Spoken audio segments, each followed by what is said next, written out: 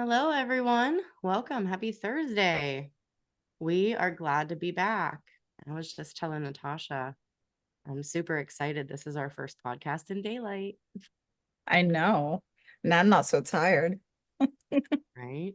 Um, so we are talking about market research today, who buys what you sell, and a little bit of housekeeping for those of you who might be watching from Facebook or in either of the groups. Hop on over to YouTube and chime in because we can't watch 5 different places at one time. We always have the YouTube comments open. So we are going to be completely dependent on our audience to kind of steer what you want to look at in the contracting data. So with that said, let me kind of backtrack and ask you in your sort of day-to-day, like if you had to give like a top 3 of all, I mean, there's a lot of government sites, guys. There's a lot of ways that we can collect intel. This is publicly available information, but Natasha, what are your top 3? Like, what are the ones that you're using pretty much every day or on a regular? Um, USA I like to utilize that to observe prime contractors that are doing what I do and to analyze budgets and who's spending, in regards to what I buy. Um, the next one would be eBuy or GSA. I like to look at people's GSA schedules. It's all public knowledge. So I like to see and do a price to win analysis. I'm not one to just put like a certain amount of money on the top and wish for the best because my time is money. Oh, So wait, you mean you don't just double your price and then no, submit that to the government? God no. If you do everything in the blind, like you're blind bidding, you have less chance of winning your profitability win rate. And I like to assume that my time costs money. So if I'm spending my time on proposals and bidding and doing stuff, I really want to make the best out of my time. So I want to spend time researching and doing that market analysis and make sure that my pricing makes sense, that my competition isn't way slower than I am. And what if I lost based on like a dollar or two? I'd Would be be really pissed devastating. about that. I'd be Yeah. so Yeah. angry. So that little bit of time is worth everything. Um, the next one, it really depends. I'm very big on finding a good data system that does the analytics for you and saves a lot of time because let's be real, everyone spends so much time searching. My go-to is GovTribe. Um, it has AI search engines. It has the ability to find opportunities that are more within my path. It helps me create pipelines. Um, and then along with that, it helps me find partnerships and really strategically kind of put my competition in one funnel so that I can kind of focus. So I'm not spending so much time going to different sites. So I'd say those are like my 3 favorite right now. In the primary, and those are my 3. The only other one that I would say that I probably use pretty regularly, and this is when I have a vested interest to find a business that does something specific with a certain set aside, is DSBS. Yeah. So that's not one that we are going to dive into the rabbit hole on today. I have plenty of videos on the channel on DSBS, so feel free to go through those. But we are going to spend time on what are the sites that are going to help you fill your pipeline, essentially, because that's what we need. If we're Yeah. completely dependent on open opportunities, and there's 20 opportunities this quarter and we've got none in the pipeline for next quarter, what's going to happen when you don't win any of those opportunities? So over time, as you refine your approach and you make a more stringent sort of go, no go analysis or qualification process, the first thing that you're going to want to do is start putting opportunities in your pipeline before they ever hit the streets on SAM. So that's what we're going to Mhm. do. And Lydell is joining us in the YouTube chat. He does R&D engineering, Awesome. build technology, and prototypes. So I'm just going to type, let me go and share my screen here, Lydell, and I'm going to sort of walk you through from very baseline search and sort of like whittling that down. You did mention engineering, and it's no secret that It's a huge we, industry. yeah, it's a huge industry and it's Huge. used in a lot of different ways. Yeah. So what our goal is to whittle this down. Hey, Brandy, welcome. It's so good to see you. We will certainly do yours next. There is, I've looked at your industry before, and there is a lot, but it's usually in part of a larger project, and we'll talk a little bit more about that. Lydell, I know you said R&D, engineering, build technology, and prototypes. So let me actually go back, because that's an interesting one that I want to see what sort of prototypes even are in our market here. I'm just going to select the most recent 2 fiscal years. And what I'm looking for here, you see your likely suspects, your GD, Raytheon, Yeah. Boeing, but what I'm looking for, and this is sort of where we get the description. And remember, guys, the data is only as good as the human who enters it, right? Sometimes there are mistakes, sometimes there's more information than there are others, but Mhm. we can kind of use this as a guide. Furthermore, when we want to see who's doing the buying, um, they do provide us these friendly little tabs. Now, I wish this went deeper into the actual procurement office level, but it does not, unfortunately. So we know that National Institute of Health, USAF, and NSF Yeah, your are the top. top 3 sub-agencies. Mhm. What would you do with this Say information? that the other ones aren't important. I mean, let's hover around those Yeah. because numbers. Yeah, because oftentimes it's But down here, and again, we it's could go still like, so far into the rabbit hole, tell how many offers were received, and we'll do that in a moment, but sometimes there's lower competition where there's the least amount of spend. So that was a yeah, very good point. yes. I'll pick one of these guys. Which one?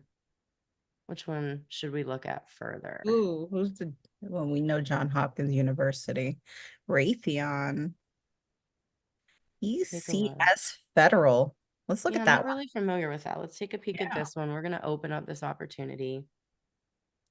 All right, Natasha, what do you notice? Like, what do you look for immediately off the bat when you open these guys? I know what my sort of thought process is, but just kind of Well, I compare. immediately know that they're in Fairfax, Virginia. I know where they're located. They're obviously closer to the government, so they have a better relationship. But along with that, when I'm looking at their contract, I want to see what their product and services is. I like to tailor it to the detail. Is it common? Does it match what I do? How much is their spend? Have they spent all the money? Do they still have some room? Can I reach out to them and offer my services as a subcontractor? Um, and then I want to do some research on the modifications because obviously there's valued funding. So they keep funding the contract. So just because there's an estimated amount doesn't mean that's the final amount. You can always get modifications to a contract to increase that value. I'm also, yes, looking at the suborbs. How much is their spend? They've located Subcontractors, guys. one. Right Look at all here. of It's them. right here. You can see You can exactly kind of who they're reach doing out. business with.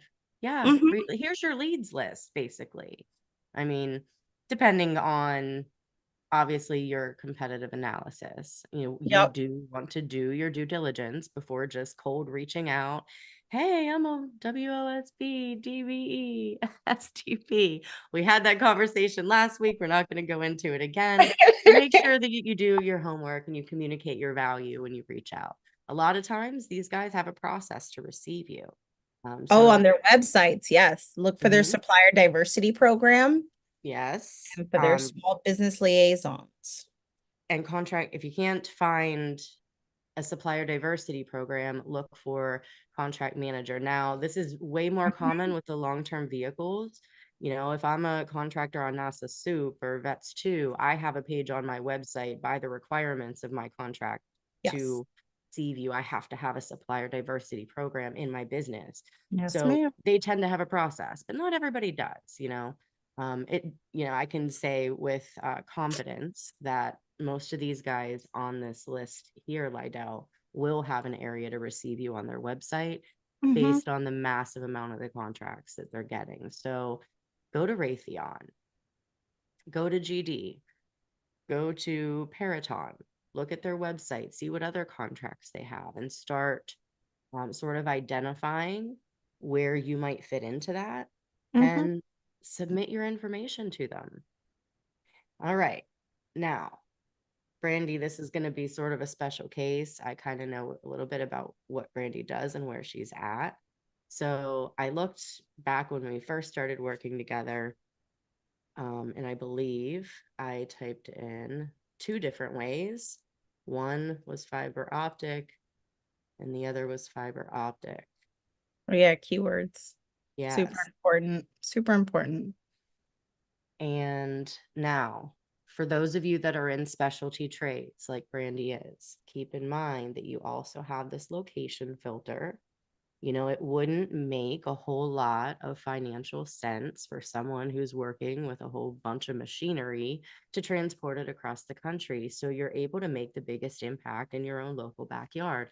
Things that are places that are accessible for you and your team where you don't have to pile on travel expenses and lodging on top of the actual work share. So we're going to go Georgia.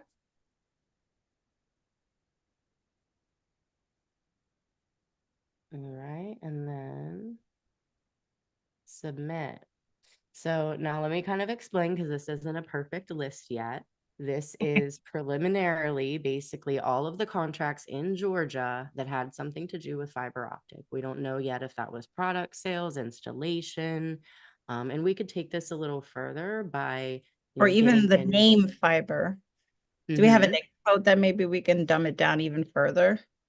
Well, I would always recommend if we're going to filter by code to do the PSC code because that does tend to Oh, be. We 66 have the products here, but D80. Brandy digs the trenches. She's Yeah, actually installing. So I like that. installation of equipment, electrical and electronic equipment components. We have some architecture and engineering, Additional key but decent rental. yeah, we're gonna definitely want to rule that out. So let's keep the No, 66. I would say the 6080 as well, and then N059. All right, so 60, 60, 60, 80.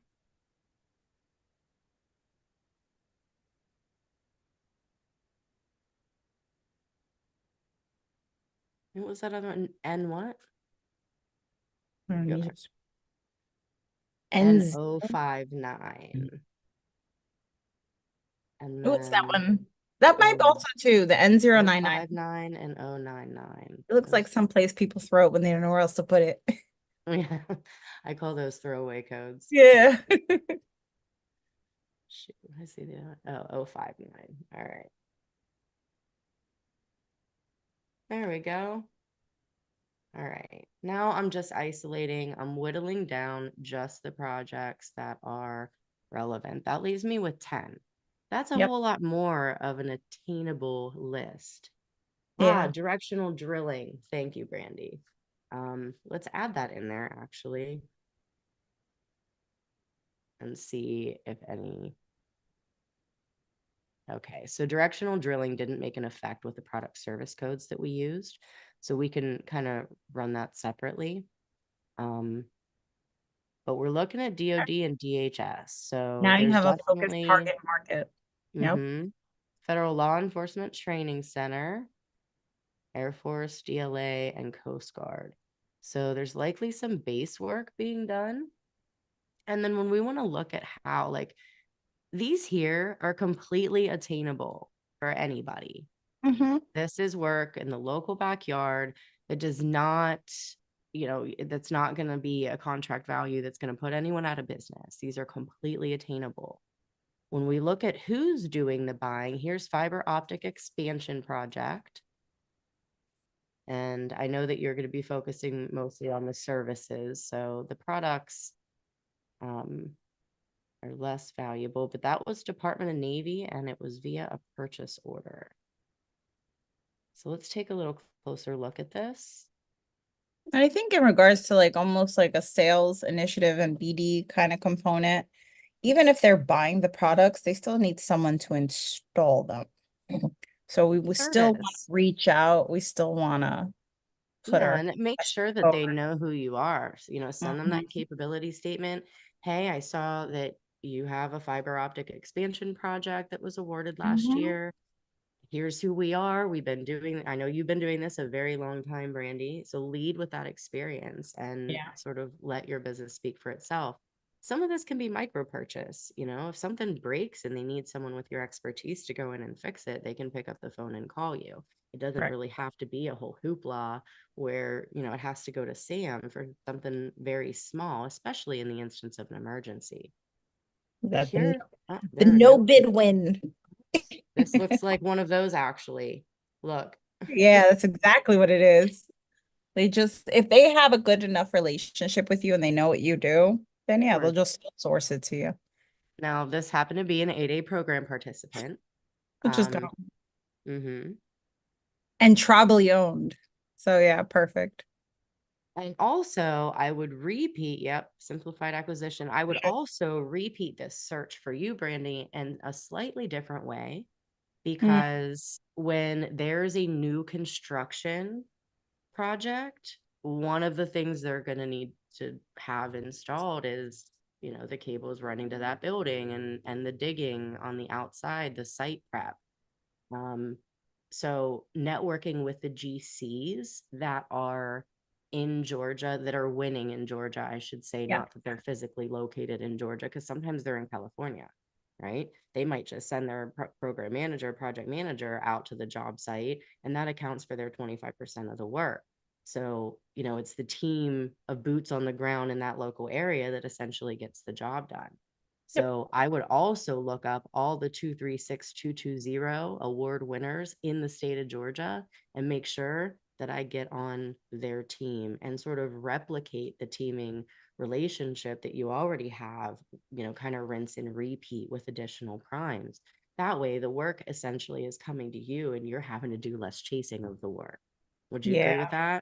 I would. It's such a smart method, especially when you're getting started. I always say that 30% should be you priming, 70% should be you subbing. And I know that everyone's like really into the chasing the government and priming and making the most money, but that comes with time, strategy, and a huge thought process, right? Like if you gain that past performance and that experience through being a valued subcontractor, you're literally, as you stated, boots on the ground. You're building a relationship with the main client that eventually will lead to you being a prime. So sometimes subbing is the best way to eventually just being a prime. It's a very good method. So yeah, absolutely. Works like a charm in IT too. You really get to understand what keeps your customers up at night, Yeah. what their pain points are. Because you're Um, there. You're yeah, going you're through it right with them. there. Sometimes You're you're working sharing an with the project. office. Yeah, like you're working with them, so you get it. Yep. You have insight that sometimes your prime doesn't have because they're not there. They don't have that expertise knowledge that they went and they get from you. They don't have that, closeness with the client that you have. So Hmm. that relationship is always a build for a sale. Absolutely. Now I did this search. I quickly popped in there 236220, which is institutional building construction, commercial institutional. 807 contracts in Georgia where buildings were built. And these are who won the work. Whether that work is still going on would obviously depend on the end date. But if you can see, and to kind of solidify your point earlier, Natasha, just because the end date came and went doesn't mean that the payments have stopped. If the project's Yeah. not done yet, it's not done yet. So, you know, again, the data is only as good as he or she who is entering it. Things do change. So, this is our quantitative intel. Yep. Now that we are armed with the who, the how, we need to now boots on the ground, guys. Don't sit around and wait for a solicitation. Get on these teams. Yep. Now, you've got some joint ventures in here, very common in construction, especially, when the business have Right. maybe complementary socioeconomics, maybe one's large and one's not. There's Mhm. various reasons that folks will do a joint venture, but that's kind of like MPP. That's like marriage. So you want to date first a little bit before pop the question. Um, Let me see if there's anything else in here as far as the map would just show us the state. see if we can break that down. All right, so most of this spending, a big chunk of this spending that we're seeing on this particular report started around the beginning of federal fiscal 2024. So, oh, I'm sorry, that was the end of 2023. That's September 30. So the end, I can see why that happens. Part of that end of the year spend down. Mm, But these projects are more than likely still happening, right? yeah. Because the government wants to use their budget so that they get it in the budget next year. So they'll start the large projects and then those kind of carry on. Rome wasn't built overnight. So do these contractors already have somebody on their team laying that cable? It's possible. It's very possible. But one thing that we know for sure is that that's not going to be the last contract they bid on. Yeah. So And those it of doesn't you, always mean that they're happy with the work that was performed. right, quality is a big issue. And Mhm. if you had an opportunity to ask these primes what their pain points are, I bet you they'll say compliant and Mhm. responsible subcontractors. I haven't actually had a conversation with a prime contractor who didn't give those two answers. I would Maybe agree. there was one or two other ones sprinkled in there, but they always included compliant and responsible subs. I feel like everyone gets that. Even if you're trying to middleman it, how many times have you reached out for subcontractors that don't have a clue? And Oh, you're yeah. sitting there and you're like, oh, this is going to be way worse than it's supposed to be. And they're completely non-responsive. I don't know if COVID had anything to do with it. I just feel like people care less after COVID. So it's just been a non-responsive all around, especially timeliness, not timeliness, Yes. work schedules, um, staying within budget, response for quotes. I mean, everything. So there are a lot of pain points that primes have now. And if you can be that solution, they will replace their current subcontractor with an amendment very quickly and join you on to the new contract. So definitely worth making sure that they're happy. And if they are, they still know who you are, because the minute they're not, they'll remember you. Yep, that's true. And even if it's nothing more than to introduce yourself and make sure they know that you exist, even if you're not spending a whole lot of effort, if they don't know that you're there, they'll never buy from you. Yeah, it's I true. And mean, I even would go even as far as I kind of do like, all right, so my method of market research is I stalk, right? It's going to ethical be live and everybody. cyber Ethical stalking. stalking. Yeah, I'm Yes. not at your house looking through your window, but I'm stalking you, right? I'm stalking your business. I'm stalking who's the people that I need to contact, right? I need a little more information. So when I'm going into here, I'm not just going into your contract. Let's click on the recipient name. I'm going on to the recipient name. I am looking at your spend. Like how much has the government spent on you? I can see at the top right hand corner, and I can also see here in the transactions over time. Either way, you can see how much revenue they have made through federal contracts for each year. And I can usually come up with like 2023 was their best year. They kind of hit the mark on that one. So they're doing really, really good. 2024, they need a little work. It's probably going to trickle on over, right? So I want to know who they're winning work with, how much money they've made, what contracts do they currently have. There you go. Awarding agencies. The majority of their money is being made through the DHS and GSA. So definitely have a GSA schedule. And their DHS, Department of Homeland Security, awesome. US Coast Guard and PBS, Public Building Services. So I know who they're making and doing business with. I want to go even further. What are they doing with those individuals, with those agencies? What are they doing? Let's scroll down even further. And then you'll see your NAICS code and your PSC code. You're going to see that they're doing commercial and institutional building. They're doing industrial building construction. And then to go into a more granular detail, you can see the construction of office buildings and other utilities. Boom. So they're making money. And even further to that, you can kind of see the country they're focusing most of their revenue in, and they're receiving their revenue in the five major states of New York, Kentucky, Georgia, Alabama, and Florida, with New York being their, main their main revenue. Um, so even further from that, I'll take that information, I'll keep track of it. Then I go so far as going onto their website to see if they have a supplier diversity program, if they have anything that I can register my information or upload my capability statement. And even further, I go to their LinkedIn page, I go to their people, and I look for their small business liaisons, for their business development people, for their sales managers, even their project managers if necessary, as a last resort. But ultimately, small business liaisons and business development sales marketing team. Those are the people I want to connect with to follow up. And with, I have, registered on your website. If I have, here's my capability statement. I have noticed, since I did all the research, you have an IDIQ, you have a contract vehicle that does this work. I offer these services that relate and complement the work that you're currently doing. Should you need a subcontractor at any time, I just want you to be aware that I am completely available to you.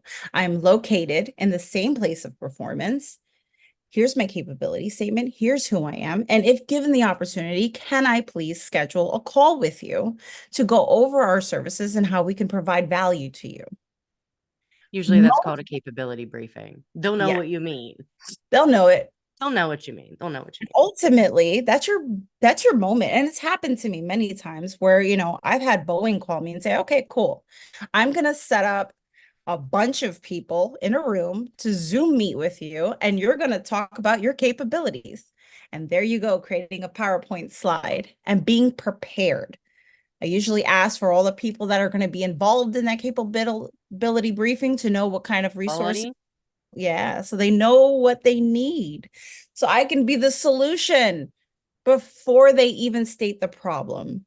So it's always nice to do the research, and not always ask, though there's always plenty of times where you have to ask, right? And you can know it all. But if you can do your homework prior to the interview, you're going to get a thumbs up. They're going to love you. You're going to have a prepared, presentation. You've researched all the information. You aligned with their initiatives and you have the solution to their pain points. If you pretty much did all the work for them, it's a no-brainer. It's only a matter of time before they bring you on. So, and that honestly, that little bit of research is the Goes a difference. long way. It goes a long way. It's the difference between no win to like 1 million to 5, 10 million. It's just such a big difference. And it didn't take that long. What did we do? This in 30 minutes? Yeah. And I will point out too something else that I noticed that's relevant to you specifically, Brandy, on here. Um, one might interpret this, and again, we don't have enough data to really confirm or deny. But when Yeah. I look at this stands out to me because you're in utilities. They have a little bit of work in that space, but not a whole lot. Could it be that they're not capitalizing there because they lack um, sort of past performance in that area? We don't know yet. Having a meeting Mhm. might clear that up. Also, 10 million of that work was in Georgia for what it in your place of performance.